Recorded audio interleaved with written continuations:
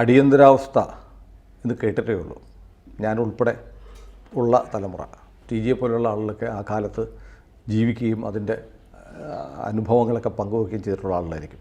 അപ്പോൾ ഞാൻ ഈ കേട്ടിട്ടുണ്ട്, അടിയന്തരാവസ്ഥ പ്രഖ്യാപിക്കുന്ന ഇന്ദിരാഗാന്ധി അവരുടെ തെരഞ്ഞെടുപ്പ് അലഹബാദ് ഹൈക്കോടതി ജസ്റ്റിസ് ജഗൻമോഹൻ ലാൽ 75 ജൂൺ 12 റദ്ദാക്കി, തെരഞ്ഞെടുപ്പ് റദ്ദാക്കി. ഔദ്യോഗിക സംവിധാനങ്ങളൊക്കെ ദുരുപയോഗം ചെയ്തു എന്ന് കാണിച്ച് രാജ്നാരായണൻ നൽകിയ കേസിലാണ് തെരഞ്ഞെടുപ്പ് വിധി റദ്ദാക്കിയെന്ന് കേൾക്കുന്നു. ഇതിനെതിരെ ഇന്ദിരാഗാന്ധി സുപ്രീം കോടതിയിൽ അപ്പീൽ കൊടുത്തു. അപ്പീൽ തള്ളി. നമ്മുടെ ജസ്റ്റിസ് ബി ആർ കൃഷ്ണയ്യരാണ് അപ്പീൽ തള്ളിയത്. പക്ഷേ അദ്ദേഹം ഇന്ദിരാഗാന്ധിയെ കാവൽ പ്രധാനമന്ത്രിയായി തുടരാൻ അനുവാദം നൽകുന്ന ഒരു പിശക് അദ്ദേഹത്തിന് പറ്റി. അതുകൊണ്ടാണ് അടിയന്തരാവസ്ഥ വന്നതെന്ന് കേൾക്കുന്നു. അത് ശരിയാണോ?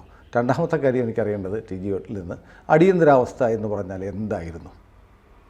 നമ്മുടെ ഭരണഘടനയിലെ ആർട്ടിക്കിൾ 352 അത് കേന്ദ്ര സർക്കാരിന് ഒരു പ്രത്യേക അധികാരം നൽകുന്നുണ്ട്. ആഭ്യന്തരമോ ബാഹ്യമോ ആയ കുഴപ്പങ്ങൾ നിയന്ത്രണം വിട്ടു പോയി കഴിഞ്ഞാൽ ജനങ്ങളുടെ മൗലികാവകാശം വരെ സസ്പെൻഡ് ചെയ്തുകൊണ്ട് കംപ്ലീറ്റ് ഭരണം കേന്ദ്രം ഏറ്റെടുക്കും. സംസ്ഥാനങ്ങളൊക്കെ ഉണ്ടാവും, സംസ്ഥാനങ്ങളെ പിരിച്ചുവിടുകയൊന്നുമില്ല. പക്ഷേ കേന്ദ്രത്തിന് അസാമാന്യമായ ഓവർ റൈഡിങ് പവേഴ്സ് ഉണ്ടാവും.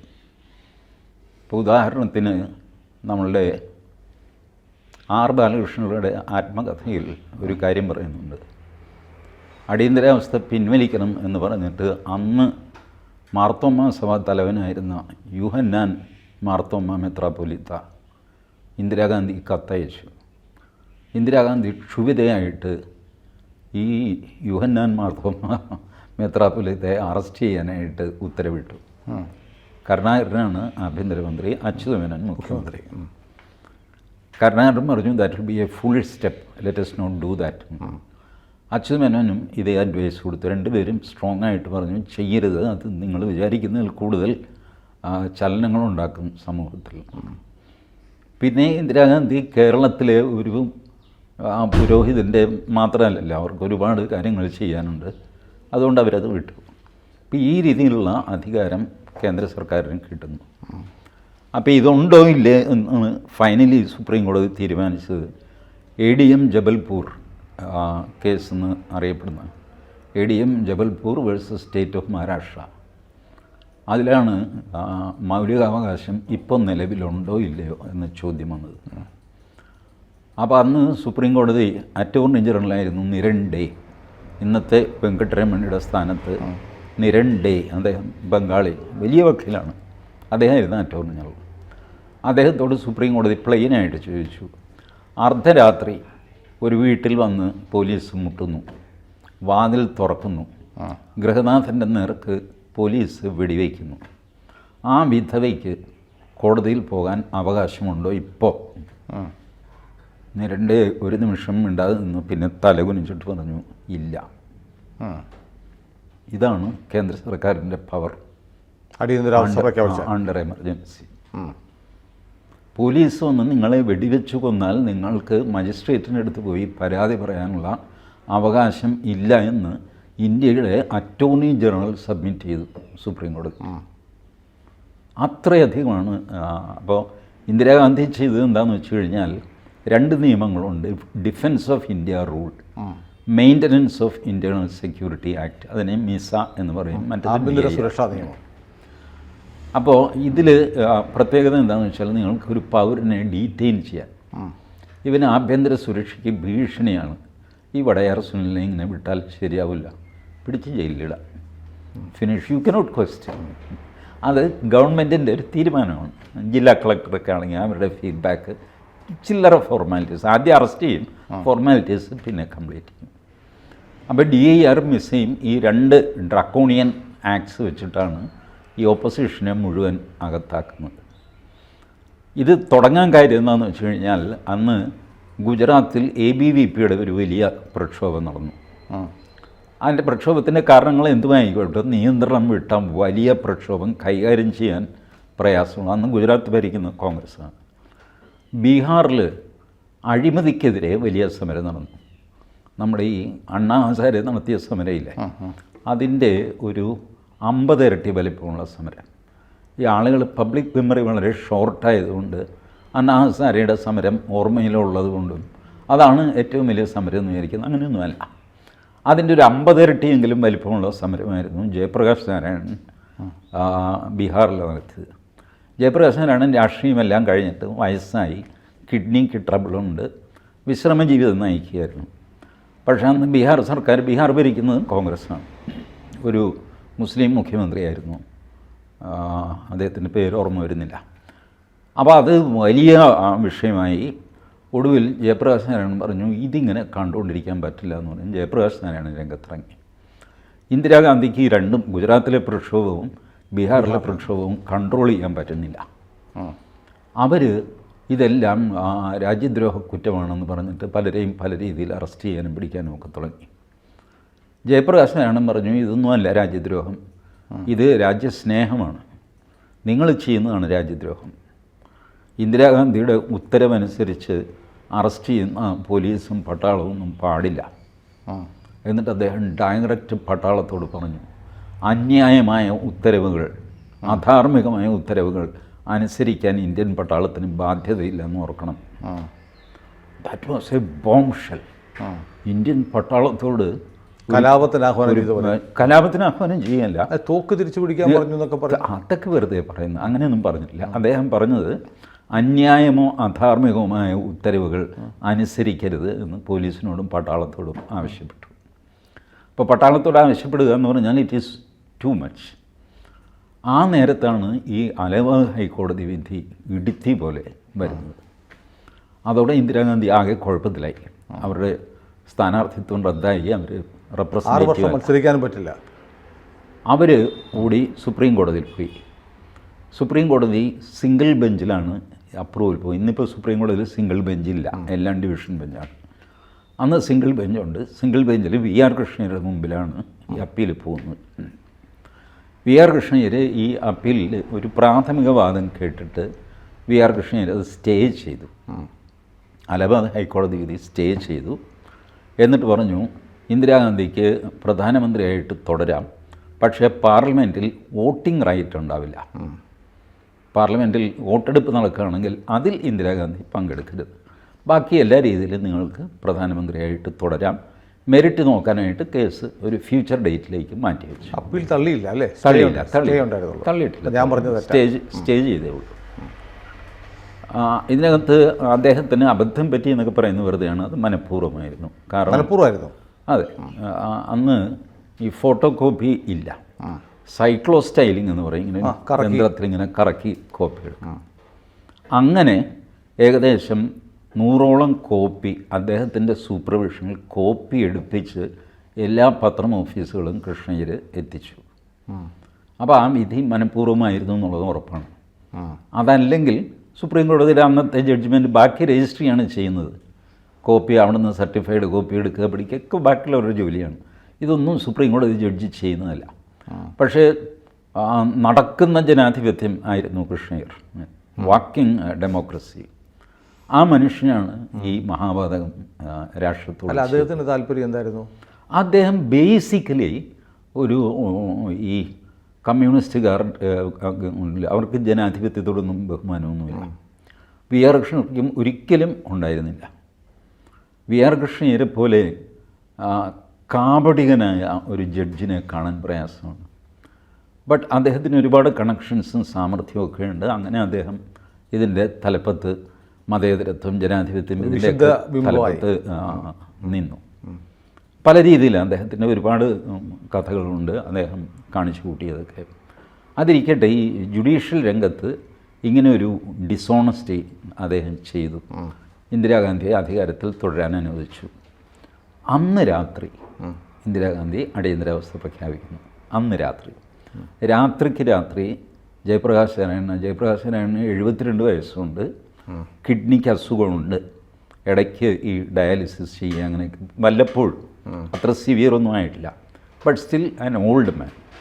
ആ പരിഗണനയില്ലാതെ രാത്രി 1 മണിക്കാണ് ജയപ്രകാശ് നാരായണനെ അറസ്റ്റ് ചെയ്ത്. 12 മണിക്ക് അടിയന്തരാവസ്ഥ പ്രഖ്യാപിച്ചു, 1 മണിക്ക് അറസ്റ്റ് ചെയ്തു. 1 മണിക്ക് അറസ്റ്റ് ചെയ്തു. It was all pre determined.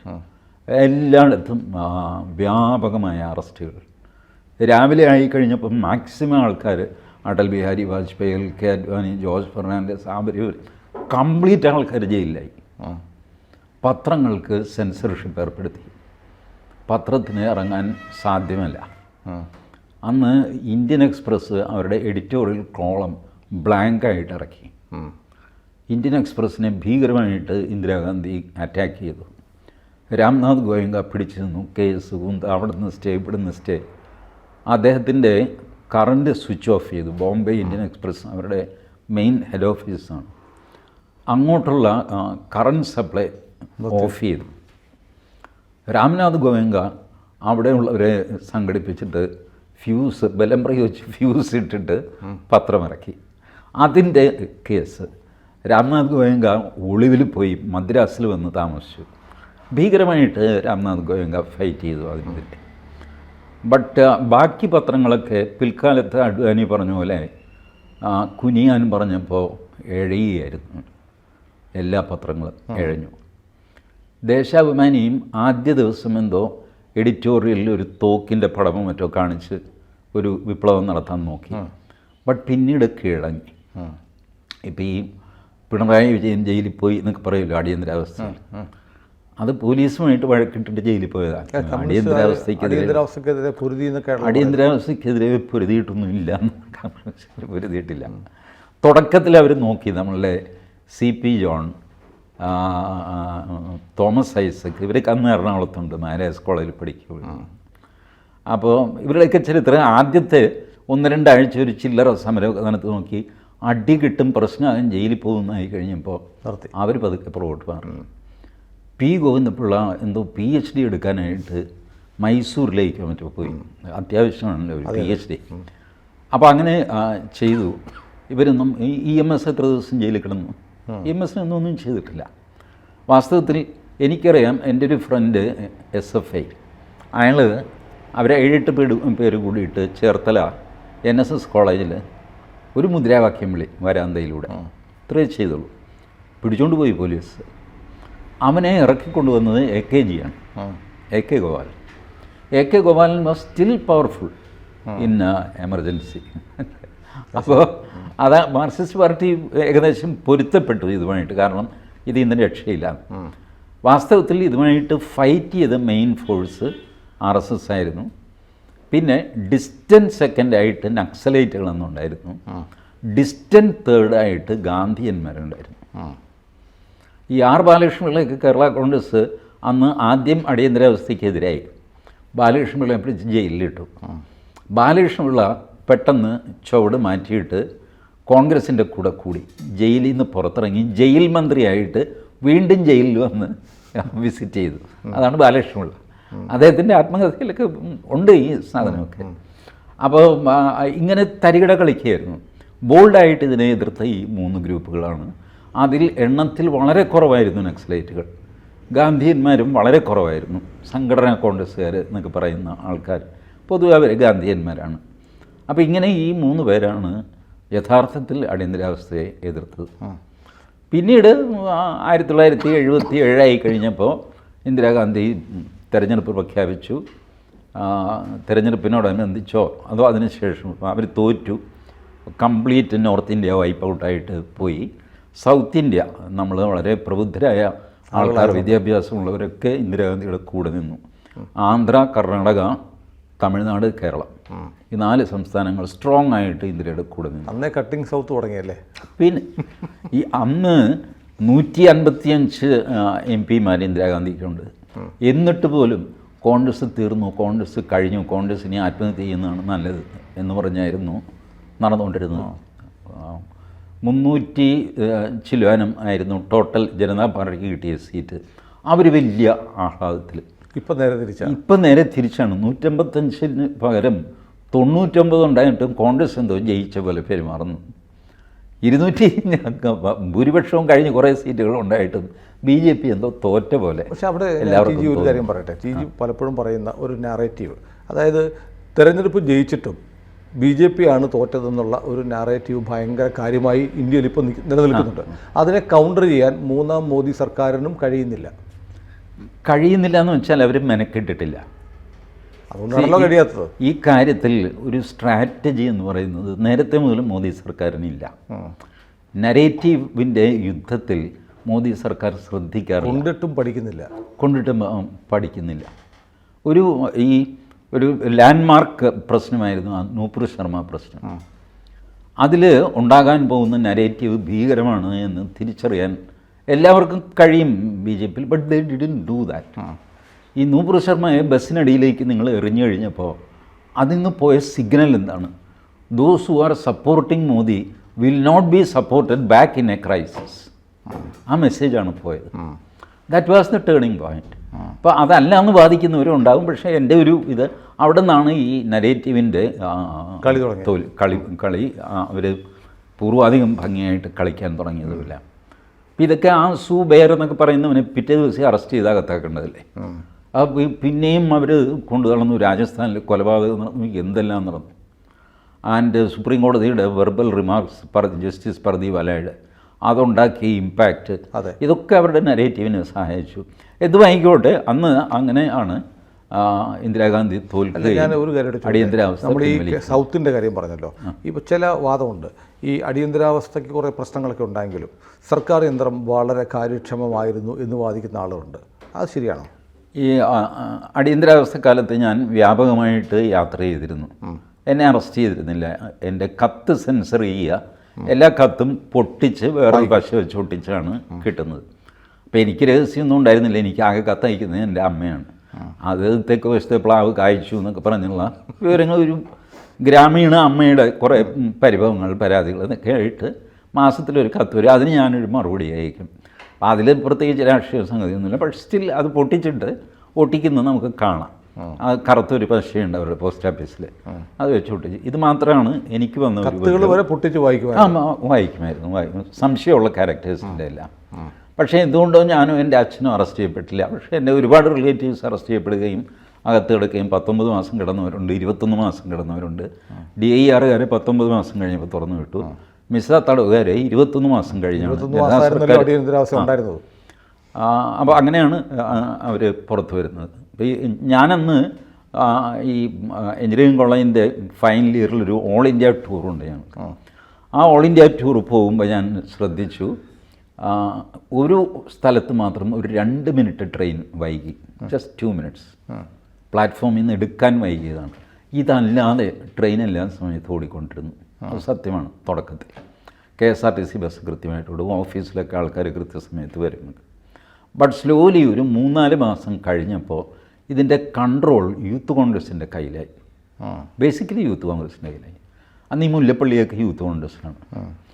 Mullappally അന്ന് പറഞ്ഞു കേട്ട കാര്യങ്ങളിലും മുല്ലപ്പള്ളി എന്നോട് ക്ഷോഭിക്കേണ്ട പറഞ്ഞു കേട്ട ഒരു ആരോപണം എന്ന് വെച്ചു, RSSകാരൻ്റെ കരച്ചിൽ കേൾക്കണം. അതുകൊണ്ട് SIയുടെ മേശപ്പുറത്തുള്ള ഫോൺ എൻ്റെ നമ്പറിലേക്ക് ഡയൽ ചെയ്തിട്ട് മേശപ്പുറത്ത് വയ്ക്കുക. എന്നിട്ട് അവിടെ കുനിച്ച് നിർത്തി RSSകാരനെ ഇടിക്കുക. അപ്പോൾ അവൻ്റെ നിലവിളി എനിക്ക് ഫോണിൽ കേൾക്കാം. To this extent the administration went under the control of mainly Congress, especially by youth Congress. ഈ കോൺഗ്രസ് വിചാരിച്ചാൽ എന്ത് നടക്കും, ബാക്കിയുള്ളവരുടെയൊക്കെ സർക്കാർ കാര്യം മുറ പോലെ. അപ്പോൾ കോൺഗ്രസിനെ എല്ലാവരും ആശ്രയിക്കാൻ തുടങ്ങി ഒരു കാര്യം സാധിക്കാനായിട്ട്. കോൺഗ്രസ് അവർ വിളിച്ചു പറഞ്ഞാൽ ടപ്പെന്ന് പറഞ്ഞ് നടക്കും. ഇങ്ങനെ ആയിട്ട് അത് മെല്ലെ അധപ്പതിച്ചു വന്നു. അല്ല, സാമാന്യ ജനങ്ങൾക്ക് വലിയ ബുദ്ധിമുട്ടൊന്നും, ജീവിതം ആസ് യൂഷ്വൽ പോയി.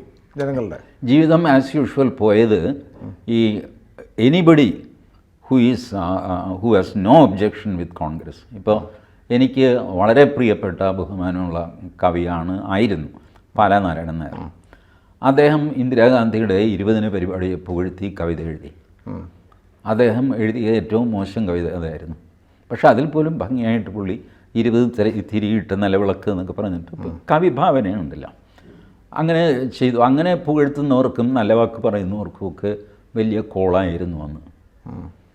അപ്പോൾ ഈ അയ്യപ്പപ്പണിക്കർ എഴുതിയല്ലോ, ഇടിക്കല്ലേ പിടിക്കല്ലേ കടുക്ക ഞാൻ കുടിച്ചോളാം എന്ന് പറഞ്ഞിട്ട്. അപ്പം അങ്ങനെ കടുക്ക കുടിച്ചവർക്കെല്ലാം ബെനിഫിറ്റ് കിട്ടി, അല്ലാത്തവർക്ക് കഷ്ടപ്പാടുമായിരുന്നു. ഇപ്പോൾ സാധാരണ ജനങ്ങൾ ചെയ്യുന്നത് ഇങ്ങനെ ഒരു പട്ടാള ഭരണം പോലത്തെ ഒരു സ്ഥിതി വരുമ്പം പറയുന്നതനുസരിച്ച് നമ്മുടെ ജീവിതം സേഫ് ആക്കണമല്ലോ. So your life is safe, nobody will disturb you because you don't object whatever they say. മൗലികാവകാശമില്ല, വേണ്ട. ഒരു സാധാരണ മനുഷ്യൻ ജീവിച്ചു പോകാൻ മൗലികാവകാശത്തിൻ്റെ ആവശ്യമൊന്നുമില്ല. നമ്മൾ വെറുതെ വാഞ്ഞടിക്കുന്നതാണ് ഇതൊക്കെ. മൗലികാവകാശം ഇല്ലാതെ ഒരു മനുഷ്യന് ജീവിച്ചു പോകാൻ ഒരു സുഖമായിട്ട് ജീവിക്കാം. മൗലികാവകാശം വേണ്ടാന്ന് വെച്ചാൽ മതി. മൗലികാവകാശം വേണം എന്നൊക്കെ പറയുന്ന ഒരു അല്പം ചിന്താശേഷിയും സംഗതിയൊക്കെ ഉള്ളവരാണ്. അവരും കൂടെ കോംപ്രമൈസ് ചെയ്ത് കഴിഞ്ഞാൽ അത് സമ്പൂർണ്ണമായ ആധിപത്യം. അതാണ് ഫെർണാണ്ടസ് ഭയന്നത്. അതുകൊണ്ടാണ് ഫെർണാണ്ടസ് തെരഞ്ഞെടുപ്പ് ബഹിഷ്കരിക്കണം എന്നുള്ള സ്വഭാവക്കാരനായിരുന്നു, അഭിപ്രായക്കാരനായിരുന്നു. ഫെർണാണ്ടസ് ജയിലിൽ കിടക്കുന്നു. അഡ്വാനി ഫെർണാണ്ടസിനെ ജയിലിൽ പോയി കണ്ടു. ഫെർണാണ്ടസ് പറഞ്ഞു, ഈ തെരഞ്ഞെടുപ്പിൽ നമ്മൾ മത്സരിക്കരുത്, മത്സരിച്ചാൽ നമ്മൾ തോക്കും.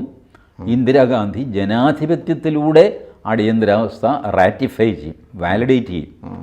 ജനങ്ങൾ സമ്മതിച്ചതാണ്, ഇനിയിപ്പോൾ ഇത് മാറ്റുന്ന പ്രശ്നമില്ല എന്ന് പറയും. അങ്ങനെ എന്നേക്കുമായിട്ട് നമ്മുടെ അവസരം പോകും. അതുകൊണ്ട് അട്ടിമറി പ്രവർത്തനത്തിലൂടെ അല്ലാതെ നമുക്ക് വിജയിക്കാൻ പറ്റില്ല. ഇതായിരുന്നു ഫെർണാണ്ടസിൻ്റെ തിയറി. അഡ്വാനി പിൽക്കാലത്ത് പറഞ്ഞു, അദ്ദേഹം പറഞ്ഞു, George, somehow I have A trust in Indian public. അവരുടെ ധർമ്മബോധത്തിൽ എനിക്കൊരു വിശ്വാസമുണ്ട്, നമുക്കൊന്ന് നോക്കാം.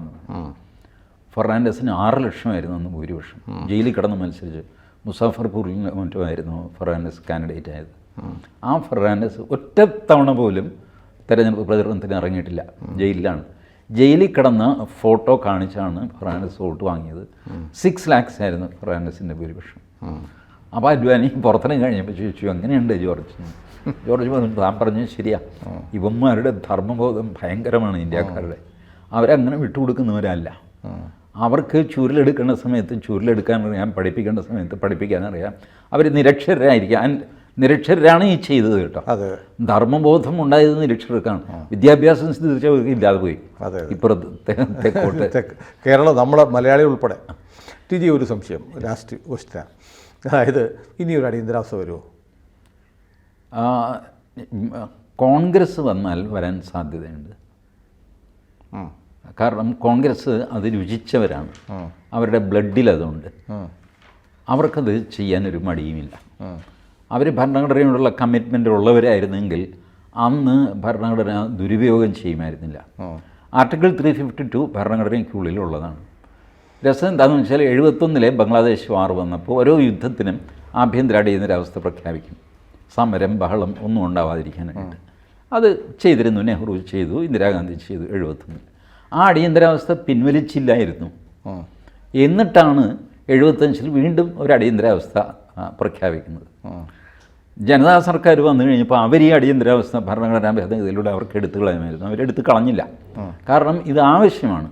Suppose there is an armed rebellion within the country, then you have to crush it, brutally crush it. അത് ചെയ്യാനുള്ള അധികാരം വേണം, പക്ഷേ അത് ദുരുപയോഗം ചെയ്യരുത്. ഇന്ദിരാഗാന്ധി ചെയ്തതെന്ന് വെച്ചാൽ അവരുടെ 76 അവർ 42ാം ഭരണഘടനാ ഭേദഗതിയിലൂടെ കംപ്ലീറ്റ് അട്ടിമറി നടത്തി. സോഷ്യലിസം, സെക്യുലറിസം ഭരണഘടനയിൽ എഴുതി വെച്ചു. സുപ്രീം കോടതി ജഡ്ജിമാരുടെ സീനിയോറിറ്റി മറികടന്ന ആൾക്കാരെ വയ്ക്കുക. പ്രധാനമന്ത്രിക്കെതിരെയുള്ള കേസുകൾ പരിശോധിക്കാൻ ഒരു ജഡ്ജി പ്രത്യേകമാണ്. ആ ജഡ്ജിക്ക് ഈ സുപ്രീം കോടതി ചീഫ് ജസ്റ്റിസിൻ്റെ വരെ അധികാരം കൊടുത്തു. അദ്ദേഹത്തിൻ്റെ വിധി ചോദ്യം ചെയ്തുകൂടാ. എന്നിട്ട് അവർക്കിഷ്ടപ്പെട്ട ഒരാളിനെ ജഡ്ജായിട്ട് വെച്ചു. അവരുടെ കേസ്, അവരുടെ അപ്പീൽ കിടപ്പുണ്ടല്ലോ ഇവിടെ സുപ്രീം കോടതി, ആ അപ്പീൽ ഇങ്ങനെയൊക്കെ റെഫർ ചെയ്തു. ഇങ്ങനെയുള്ള തെമ്മാടിത്തരങ്ങൾ മുഴുവൻ ചെയ്തവരാണ് കോൺഗ്രസ്സുകാർ. അപ്പോൾ അതുകൊണ്ട് കോൺഗ്രസ് വീണ്ടും വന്നാൽ അടിയന്തരാവസ്ഥ നമുക്ക് റൂൾ ഔട്ട് ചെയ്യാൻ പറ്റില്ല.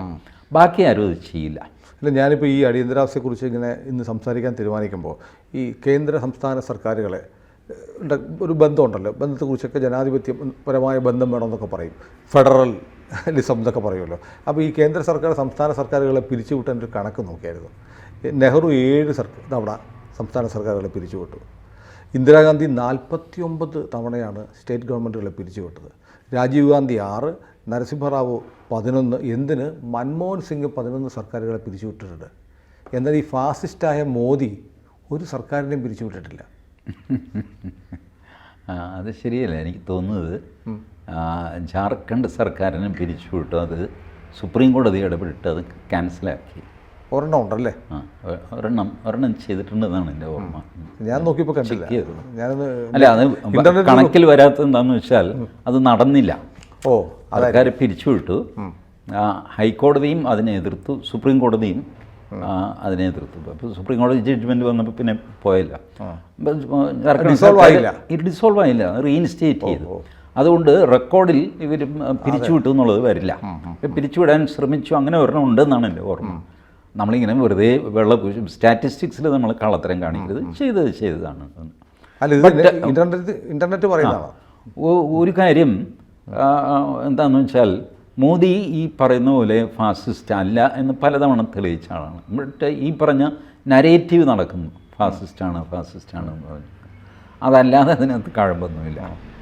അപ്പോൾ ചെയ്ത് പാതകങ്ങളൊക്കെ ചെയ്ത് കോൺഗ്രസ്സാണ്. അതുകൊണ്ടാണ് ഞാൻ പറയുന്നത്, കോൺഗ്രസ് അധികാരത്തിൽ വന്നാൽ അടിയന്തരാവസ്ഥയ്ക്ക് സാധ്യതയുണ്ട്. മറ്റ് പാർട്ടികൾ, CPM-നെ ഞാൻ കൂട്ടുന്നില്ല. CPM അധികാരത്തിൽ വന്നാൽ ഭരണഘടന തന്നെ വലിച്ചെറിയും, അവർക്ക് അവരുടെ ഭരണഘടന നടപ്പാക്കും. പക്ഷെ അത് സാധ്യമല്ലോ, നടക്കുന്ന കാര്യമില്ല. അതുകൊണ്ട് അവരെ കൂട്ടുന്നില്ലെന്നേ ഉള്ളൂ. സാധ്യതയുള്ളവരിൽ കോൺഗ്രസ് വന്നു കഴിഞ്ഞാൽ ഉറപ്പായിട്ട് വീണ്ടും ഒരു അടിയന്തരാവസ്ഥയ്ക്ക് സാധ്യതയുണ്ട്. ഏതായാലും ജൂൺ 25 ഇന്ന് 49 വർഷങ്ങൾക്ക് മുമ്പ് ഇതുപോലൊരു ജൂൺ 25 രാത്രി 11:45 രാജ്യത്തെ ഏറ്റവും കിരാതമായ ഒരു സംവിധാനം ഉണ്ടായത്. അത് ഈ പബ്ലിക് മെമ്മറി മാത്രമല്ല സുനിൽ, നോക്കൂ, ഇപ്പോൾ 49 വർഷമാണ്. 1975 ഒരു 15 വയസ്സെങ്കിലും ഉള്ള ആളിന് എന്തെങ്കിലും ഇതേപ്പറ്റി ഒരു ബോധ്യം ഉണ്ടാവുള്ളൂ. അപ്പോൾ 49ഉം 15ഉം എത്രയാണ്? 64. ഇപ്പോൾ ഈ ഡേറ്റിന് 64 വയസ്സെങ്കിലും ഉള്ള ഒരാളിന് അടിയന്തരാവസ്ഥയെപ്പറ്റി ഒരു കൊഹസീവ് ഓർമ്മ ഉണ്ടാവുള്ളൂ. 64 വയസ്സുള്ള എത്ര പേരുണ്ട്? ആളുകൾ വളരെ കുറവാണ്. അപ്പോൾ പുതിയ തലമുറ ചോദിക്കുന്നത് അടിയന്തരാവസ്ഥ അതെന്താ ചോദിക്കുന്നു. സ്വാഭാവികമാണ്. അവർക്കറിയില്ലല്ലോ, അവരതിന് ശേഷം ജനിച്ചവരാ. 64 കഴിയുകയും അന്ന് എന്തെങ്കിലും രാഷ്ട്രീയ ബോധം ഉണ്ടാവുകയും ചെയ്ത ഒരു 15 വയസ്സുകാരനാണ് തനിക്ക് ചുറ്റും നടക്കുന്ന ഈ കാര്യങ്ങൾ മനസ്സിലാക്കുന്നത്. അങ്ങനെയുള്ളവരുടെ എണ്ണം തീരെ കുറവാണ്. അതുകൊണ്ട് ഇത് മറന്നു പോകുന്നു. അതുകൊണ്ടാണ് നമ്മൾ ഇന്ന് ഇതിനെക്കുറിച്ച് സംസാരിക്കാമെന്ന് വെച്ചത്. യെസ്. അപ്പം ഞാൻ ഇത് അറിയില്ല എന്ന് പറയുമ്പോൾ ആൾക്കാരെ കുറ്റപ്പെടുത്തുകയല്ല. ഇല്ല, ഇത് സ്കൂളിൽ പഠിപ്പിക്കില്ല, കോളേജിൽ പഠിപ്പിക്കില്ല, ഒന്നുമില്ല. പിന്നെ ആരെങ്കിലും ചരിത്ര അന്വേഷകർക്ക് പോകുന്നവർക്ക് കിട്ടി, അത്രേ ഉള്ളൂ.